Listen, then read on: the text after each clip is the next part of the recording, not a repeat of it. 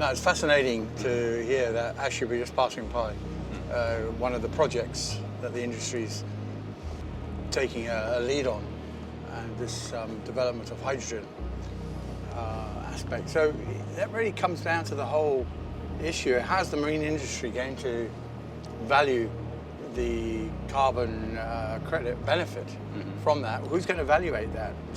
And at the moment, maritime industry is only looking tank to wake, which is extremely frustrating because land-based and aviation have already got the full well to wake calculations in place. But we do know that IMO has been working, there's a lot of pressure on IMO to release us into the whole well to wake calculation. What's going to happen if we do that? Then it's going to open the door to greater certainty of the direction we could go, with the knowledge that actually that's going to make a benefit on carbon. I mean, would you agree on that, Andrew? I think totally, because in the end we are trying to quantify the benefits of that path, from the source to the end. Eventually there's a consumer who will who will use that energy, and that's his footprint too. But ExxonMobil, or at least us as charterers, we definitely think that the well-to-wake is the right approach, and that's the LCA methodology we are backing. Just as a ship owner's perspective, again, well-to-wake should form part of the legislative framework as far as we can see. It's the common sense approach. And otherwise, what are we doing this for? We're doing this for a real purpose, aren't we? So we'd align with that. So if I may just comment, so we fully support well-to-wake as well, and I think this is the only way for any kind of company to have a transparent view on what's happening. Yeah? So in our case, due to our market share, we are representing as Scope 3 emissions 1.5% of total global greenhouse gas emissions. So not shipping, but total CO2 emissions. So we have a responsibility as a company to work on the technology side, convince our customers to go more sustainable and green. And I would even go a step further, so it's not only about well-to-wake transparency, it's also about a carbon price. So attaching a value to carbon and to emitting carbon, and this is, in our view, the only way how synthetic or alternative fuels can become price competitive. Otherwise, we will be stuck with the same kind of conventional system that we are in right now. So the carbon price will be a levelling, making options more viable to the industry. Yeah. So you need to help the infant industry in a way. And I think, from my understanding, is I believe IMO begins to realise that a carbon price is generally supported, but there's a number of the legislative or administrative aspects of applying that, and we're talking about huge jumps of fuel. I mean, I've seen figures of $300 per tonne of CO2. That means that $900 for each tonne of fuel you supply to a ship is going to tax, carbon tax. Now that will make quite a significant difference in levelling up, wouldn't it? Yeah, but I mean, if we're honest amongst ourselves, the hard truth for operators, charterers, ship owners is fuels will become more expensive. Either you stick with the conventional system and will have to pay an array of penalties, such as carbon taxes, or you go to the new system and have the potential of economies of scale, certain efficiencies that will come into play, the volumes that will come into play. And this is when we look at bio or synthetic fuels in the future. I mean, this is just the hard truth in a way, and there's no way around it. So that's why I mentioned earlier, there will have to be different contractual arrangements between owner and charterer in the future, maybe even bunker operator when you supply all of this. So this is, certain dynamics will have to change in the industry as well. That's quite a bit of complexity. But without that, are we saying that really the drive to these new fuels, which we know are going to be more expensive in today's terms, won't happen because we're just not going to get there? Because ultimately, to the ship operator, it's a cost factor. Unless he's either penalised so badly for not complying, or he just has to put the price, something has to hurt somewhere for the change to be made. And in a way, the carbon intensity penalties for ships, if they don't meet the grade, will be an incentive, because that's a regulatory requirement. Just to add to the point Alex made, I mean, we for an effective and smooth transition to the alternative fuels, we support a low carbon market. whether it comes in a cap or trade type or whether it's through some other mechanisms. All those mechanisms are obviously, they have their strengths and weaknesses.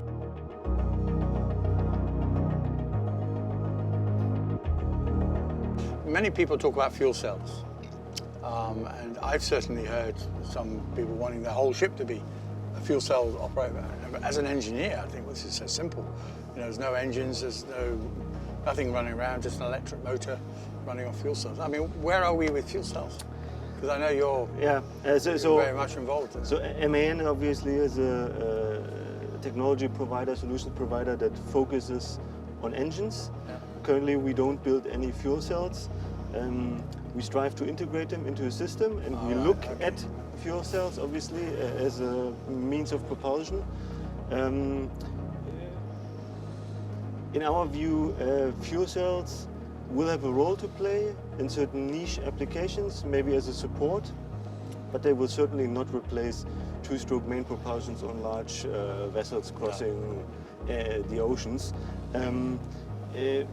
Since we are actively involved in integrating those, we know one or two things about fuel cells. Yeah? So fuel cells standalone will not work. You need a battery, and you need electrical components set up as a system in order to compare to an engine.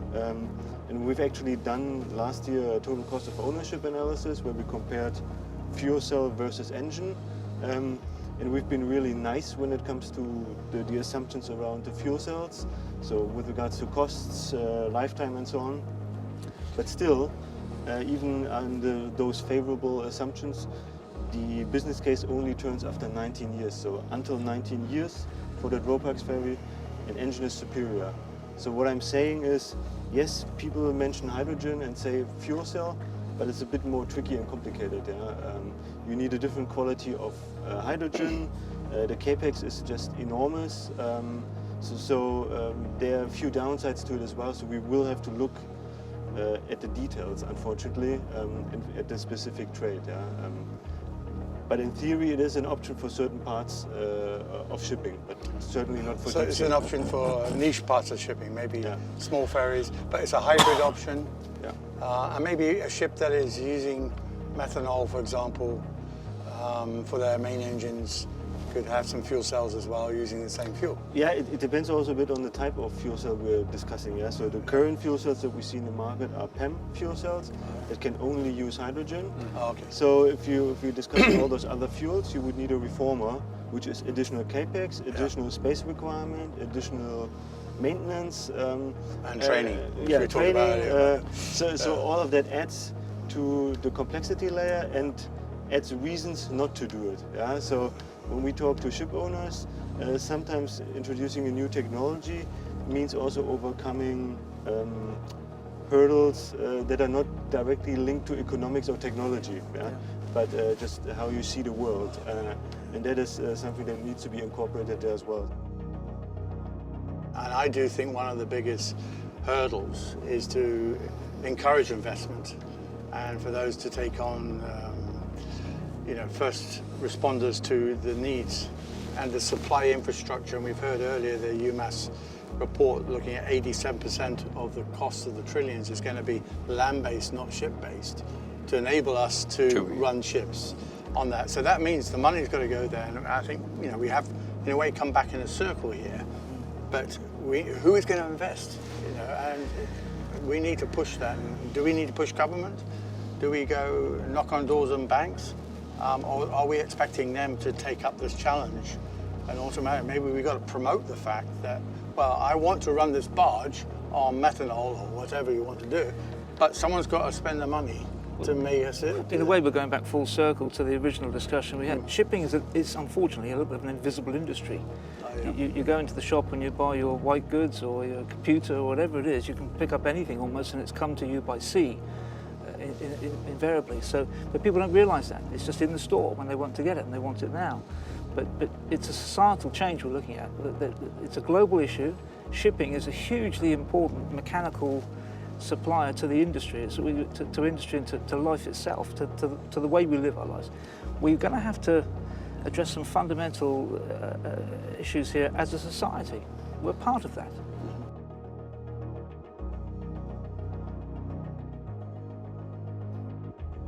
I believe to answer your question, I believe the market, the finance market, will take care of this.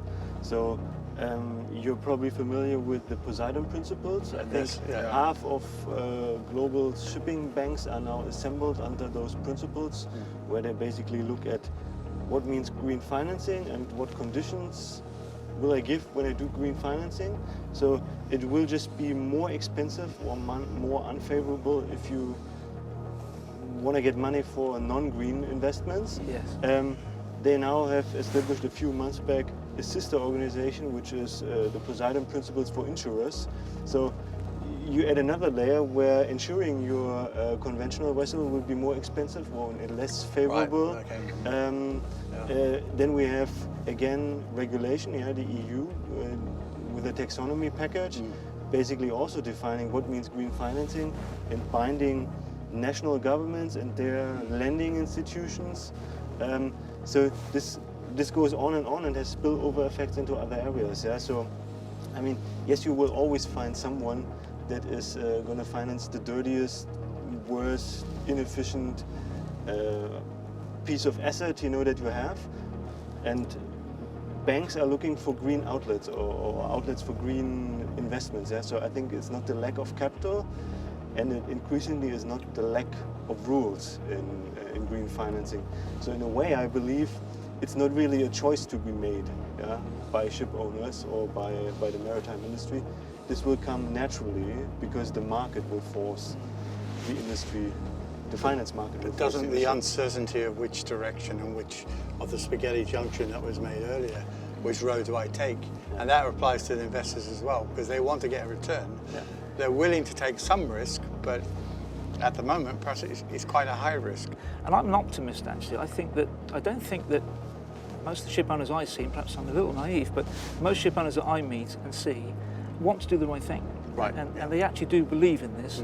They just want to know how to do it in a cost-effective. They are a business, of course. They've got to do it in a cost-effective manner, but they want to go forward. And what incentives, what grants are available to encourage them to go that way? I think, Ash, you've hit a very important factor there. The driving force really comes from ship owners. We've seen that with the biofuel trials.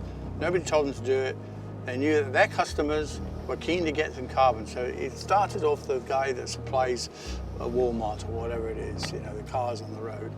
And now that ship owners are afraid, they won't get their charters, they won't get their assignments because they're not a green ship or they don't have a green policy. So they want that, they're asking for it. I too have been asked, what do I do, for the future? And exactly what you were saying, I said, listen, I'm no expert, but the best way is to build flexibility into your ship. Absolutely.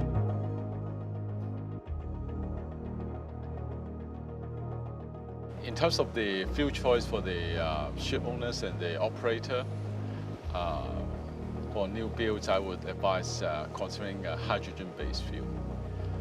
What I mean hydrogen-based, it could be hydrogen or fuels that are liquid fuel that are derived from hydrogen, such as methanol or ammonia.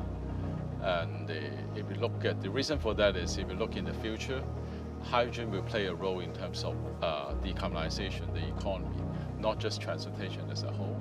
So there will be hydrogen investments such as ExxonMobil, that's a long-term investment that is announced for hydrogen production. And because of that, then there will be large-scale supply, and some of which might go to marine. And therefore, the hydrogen-derived fuel will be a good, suitable candidate for the future. What would you say to a ship owner now? I mean, if they're starting to think, how much notice do they need to give to come to you and say, look, I need an engine tomorrow? Well, first of all, I would say to that ship owner, technology is not going to be the showstopper. Yeah? So certain technologies for those alternative fuels are already in place. Others are on the horizon. Yeah? So we are developing as we speak. The second thing I would say, built-in flexibility. Yeah? So dual fuel engines.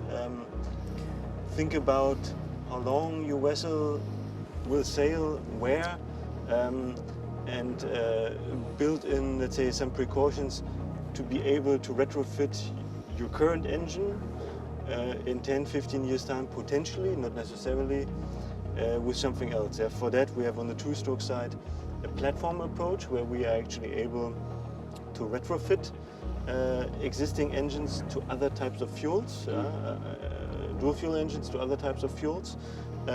We're currently developing the ammonia engine, the first two-stroke ammonia engine, which is supposed to be put into a vessel in 24, end of 24. On the four-stroke side, it's still a bit further down the line because the approach there is different, route to market, it's a totally new development, and also the market pull is different. Yeah? So ammonia in four-stroke, so Navy, cruise, ferry, is just way lower, close to non-existent. This is different in two-stroke. When it comes to your question, timelines, when do they need to have a discussion with us? Obviously, ideally, once they start thinking about new builds or retrofits, yeah? I mean, those engines either need to be built in our facilities in Augsburg or Hulleby, or they need to be built at the yard for the two-stroke engines. Yeah? So then we're discussing yard slots as well. All of a sudden, it's not only us providing technology, it's also someone else being able to put that into the engine, into the vessel. So it's actually a tri-party discussion that we need to have when we're discussing timelines. So there needs to be a lot of transparency of what companies are thinking, so you can get a general gist of which way it's going.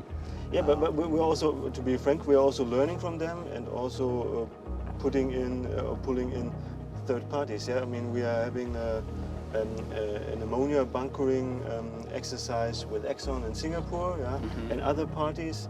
The other alternative that many users and ship owners considering is liquefied natural gas. And this is perhaps the most mature fuel, alternative fuels in marine. You could get LNG in most of the major ports, and there's a fuel specification that sort of ease the global trade, global commerce of it. And as I said, it's liquefied natural gas. Natural gas usually exists as a gaseous form, and in order to store in a ship, it had to be liquefied. But that means it has come at a very low temperature, and in fact, it's like minus 160 degrees C. And so this will be a lot more training and handling aspect for the crew because you're handling a cryogenic liquids. Plus, leaving it to its own, it will boil off. And we're seeing the dual fuel approach already in action. I mean, the ship owners are moving down this road rapidly. There are LNG-powered cruise ships and ferries operating in the local ports here now. They're all dual fuel capable. And they're primarily taking LNG in many cases, most cases, but they know they have the comfort of gas oil, and we can come in and help them out if needed, so they can maintain their schedules. So they're taking a pragmatic approach and they're moving in the right direction, but dual fuel is the key to it. And that I think you also see as the new build orders. I mean, the proportion now today, as you said, of LNG fueled or LNG ready or something else, you know, in that direction of mixed fuel is growing. The orders that you see in even larger ships, whether they're deep sea or coastal shipping, more and more vessels are turning towards dual fuel. But soon thereafter, because as we talked about LNG as being a transitory or a midterm solution, how do you make sure those ships that were LNG capable of burning LNG are now capable of burning another fuel if they were to tomorrow move to that fuel? That's the question. So that's the question. So I think ship owners and the industry is generally taking a step, but they have taken a step and they're trying to see what that emerging pathway would look like. LNG could be, as we spoke about before, it could have E or bio LNG as one of the pathways to move it forward. There could be modifications, if it is possible at all, to burn something else later in that fuel, and then it all comes about tankage, and infrastructure around for that fuel. LNG, but I also heard the other side of it. A lot of companies are afraid to go down that route because LNG is a very specialist fuel. So methanol now has come up. Yep. Maersk has opened the door Yep. to that, and there's a lot more interest as well. So they're coming alongside there. So we know it's more about multiple choices. I mean, what in your area, Ken, what do you think is the main challenge for your company with regard to producing the fuels of the future? And for you as a whole today, I mean, what's the one thing challenges?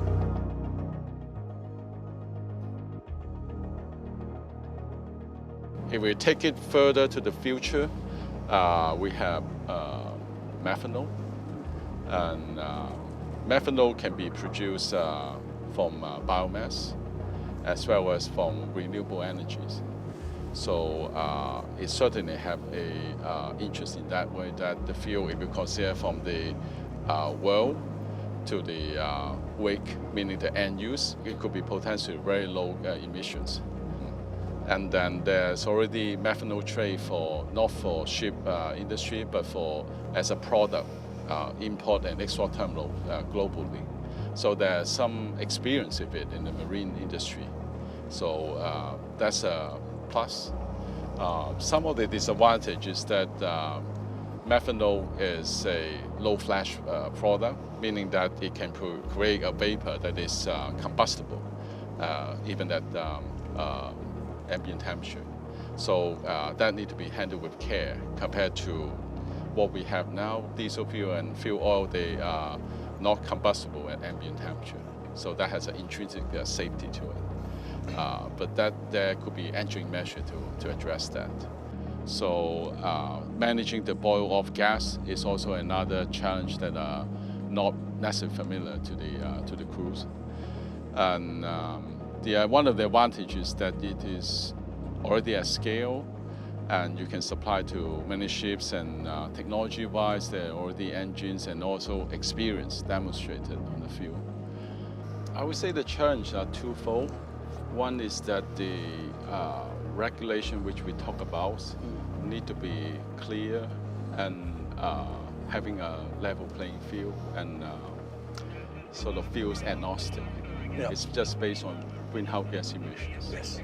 And then the second part is this partnership. Just like ship owners saying, "Oh, we would like to buy alternative fuel ships, and where do I find the supply?" We have the same question of, if we build certain fuel supply, do we have the demand? So we need some sort of means to put them together so that we have eliminate or reduce the uncertainty of investment for both sides, so that then the fuel supply, infrastructure, and the user can go ahead as a system, like a whole ecosystem. Okay, thank you. Alex, from engine builders, what's your biggest challenge for the engine builders? Well, the biggest challenge for us as a technology provider, I would say, is getting the technology market ready at the same speed and as soon as possible for all the different options that are out there, and securing the internal funding for that, because obviously investments are involved. And then there are obviously individual challenges when it comes to injector technology, how it's being combusted, materials being used. You know, there are tricky parts for each individual fuel that we need to solve, but we're quite confident that we can do so, and we would invite actually third parties to work with us on that and make decarbonization happening. You have many challenges, Ash, I think. Oh, well, That's what we enjoy. But essentially, if I could say some of one word, to me, as a ship owner operator, it would be engagement with the regulatory authorities. Engagement, because we're a huge industry, but we're a little bit of an invisible industry, I think. It's a shame, but we are essential to the world economy. I don't know that we actually engage at government and regulatory level enough. We just get on and do our thing, and we need to be a bit more proactive.